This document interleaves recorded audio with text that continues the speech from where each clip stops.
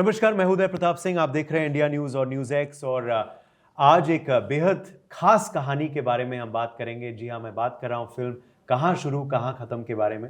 ये सिंगर ध्वनि भानुशाली की डेब्यू फिल्म है और ध्वनि भानुशाली और फिल्म के लीड एक्टर आशिम गुलाटी हमारे संग आज जुड़ रहे हैं इंडिया न्यूज़ और न्यूज़ एक्स पर। बहुत बहुत स्वागत है आप दोनों का। Thank you Uday. Thank you. शुरुआत करते हैं ऑन अ लाइटर नोट।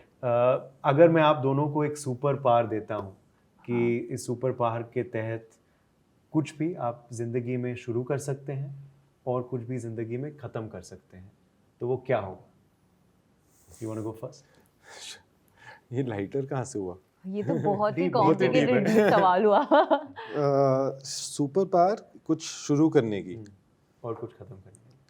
हाँ, मैं हर पिक्चर में एक मस्त लीड हीरो और सबसे बड़े बड़े डायरेक्टर्स के साथ शुरुआत करना चाहूँगा। और ख़त्म यही हुआ कि ये जो मेरा सिलसिला है उन डायरेक्टर्स के साथ और अपने आगे काम करने का, वो कभी ख़त्म ना हो। मैं आई थिंक मेरा ऑलवेज एक सपना रहा है, मैंने कभी कहा नहीं है, पर to do a show sold out arena and a series of those and in the same you have about 2 to 3 blockbuster hit films. Done, क्या बात है, हो गया भाई, समझो हो गया। उदय प्रताप के शो पे बिल्कुल एक्सक्लूसिव प्रोमो आपका कट गया। आशीर्वाद भी दे दिया कि होगा। Thank you. और खत्म होना नहीं चाहिए यार, साल दर साल करते जाओ। ओके, टूर्स चलते रहे, फिल्में होती रहे। चलिए, अमेजिंग। तो दोनों ने, आप देख सकते हैं, दोनों ने कहीं ना कहीं फिल्मों और अपने करियर को लेके जवाब दिया, जो दिखाता है कि कितना अहमियत है करियर को इनकी ज़िंदगी में। मगर अब फिल्म के बारे में बात करते हैं। आप क्योंकि इनकी फिल्म डेब्यू है, हालांकि एंटरटेनमेंट इंडस्ट्री में रही हैं ये, तो बुली किया सेट्स पर या एक्टिंग टिप्स दिए? नहीं, मैंने कोई टिप्स नहीं दिए, जो किया इसी ने किया है। बुली तो बहुत दूर की बात है, हमने बहुत मज़े किए। क्योंकि पता चले बुली करे तो अपने पिताजी को जाके अगर कंप्लेन हो जाती मेरी, तो फिर मेरा क्या होता? I don't think that's how the environment was at all. No, but like it was fun, yeah. We had a great time shooting it. She's a very sweet girl. She's done very well. Like in terms of whatever I've seen, I think she's done a fab job. और बहुत मेहनत की है इसने, workshops किए हैं काफ़ी हमने साथ में, रीडिंग्स हुई हैं हमारी, तो हम काफ़ी प्रेपरेशन हुई है फिल्म में जाने से पहले। उसके बाद तो सब खेल ही था, तो अच्छा रहा, सब अच्छा ही रहा है और आई फील ट्रांसलेट होना चाहिए स्क्रीन में बस। बिल्कुल। आपके लिए अनुभव कैसा था? It's first is always special, मगर क्या ये जहन में था कि ऐसी फिल्म होनी चाहिए डेब्यू के लिए, ध्वनि आपके लिए? सर एक तो बहुत सारे ऑफर्स तो नहीं थे तो पर जब मैंने ये स्क्रिप्ट पढ़ी तो मुझे बहुत अच्छी लगी है स्क्रिप्ट, स्वीट फिल्म लगी, और एक इसका मैसेजिंग मुझे बहुत स्ट्रॉन्ग लगा, तो इसलिए मैंने ये पिक्चर की more than anything else.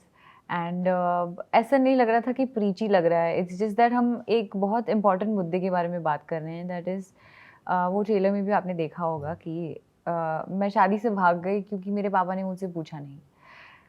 And I feel like कितना इम्पोर्टेंट होता है ना, पूछ लो, डोंट डिसाइड हर लाइफ। आप as parents I feel societal conditioning हो गई है कि after a point of time लड़की पढ़ेगी, थोड़ी बड़ी हो जाएगी, फिर उसकी शादी करा देंगे, और मर्ज़ी उसकी नहीं होगी शायद, तो चॉइस नहीं होती है, तो मुझे लगता है वो गलत है। एंड अगर हम थोड़ा सा भी अगर लोग इससे थोड़ी सी प्रेरणा ले पाए और कुछ अपनी लाइफ में चेंज कर पाए, I think we'll be very happy. बिल्कुल, consent is very very important, Yes. जैसे आप कह रहे हैं, वो भी अंडरलाइंग मैसेज है इन एन एंटरटेनिंग मैनर। मगर पहली फिल्म है और अभी से ही कंपैरिजन शुरू हो गए हैं लोगों को। करीना कपूर आप में नज़र आ रही हैं जब वी मेट की, तो is that a compliment already for you? Really?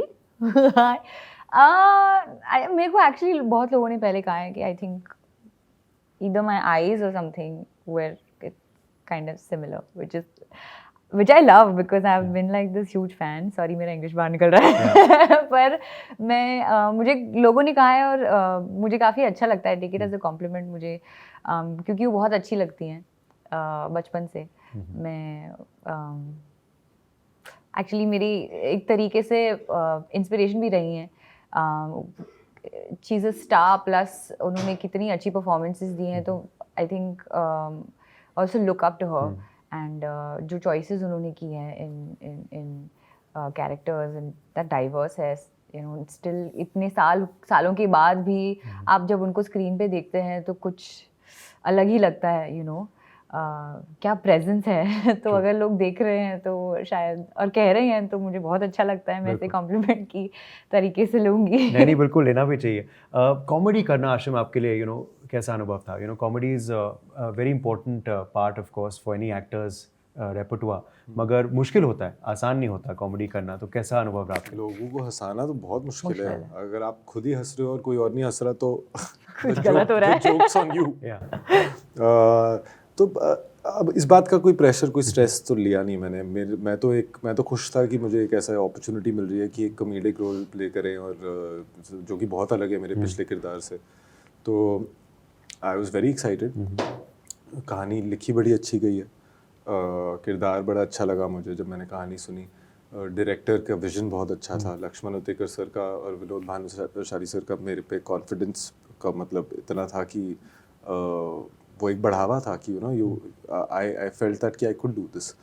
And also मेरे लिए एक्सप्लोर करना ये as an actor was also somewhere was I felt like कि ज़रूरी है ये फिल्म करना, क्योंकि मैं भी I thought that I was little funny, but वो अपने आप जब तक आपको लगता है कि आप फनी हो तो मेरे ख्याल से वो कहीं ना कहीं प्रॉब्लम है। तो जब मैंने I just had fun with it, तो मेरे को बस मज़े आए ये करके, और इतना सोचा नहीं मैंने इस बारे में कि यार कॉमेडी करनी है या ये करना है। कैरेक्टर अच्छा लगा, एंटरटेनिंग लगा, उसके जो भी व्हाटएवर ही स्टैंड्स फॉर वो मेरे को पसंद आया, तो मैंने प्लेड विद इट। कैरेक्टर को तो बड़ा मज़ा आता है वेडिंग्स क्रैश करने में, किक मिलता है जैसे आप कहते हैं ट्रेलर में।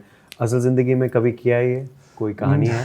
नहीं, यहाँ दिल्ली में रह के ज़रूरत नहीं पड़ी कभी, क्योंकि यहाँ पर आप भी दिल्ली से ही हैं, तो आप तो जानते ही हैं कि कहीं ना कहीं किसी ना किसी की शादी पे तो आप चले ही जाते हैं। तो इनडायरेक्टली आप क्रैशिंग बुला लो या कुछ कर लो, वो बचपन से हम कर ही रहे हैं। तो ऐसा नहीं है कि आज मैंने डिसाइड किया कि यार कल उसकी शादी जाके क्रैश करनी है, ऐसे कोई प्लान नहीं रहा है कभी। बट हाँ, इस कैरेक्टर के थ्रू ज़रूर मैंने एक उसका एक्सपीरियंस कर लिया। आपने किया है कभी या नहीं? नहीं, मैं बहुत सीधी हूँ इस सब के लिए। मैं, और मुझे डर भी लगता है, मैं किसी अनजान आदमी की शादी में नहीं जा सकती। नहीं, इतने कॉन्फिडेंस से जैसे इनके कैरेक्टर जा रहे हैं। नहीं, मुझसे नहीं होगा। Okay. पर मैं बहुत बचपन में शादियों में वैसे ही गई हूँ, दाल चावल खाने। दाल चावल खाने चुपके से? मैं उनको पूछ लेती थी कि आपके वहाँ अगर दाल चावल है तो मैं आऊँगी, नहीं तो मैं नहीं आऊँ। और छोटी थी तो they would consider it like cute.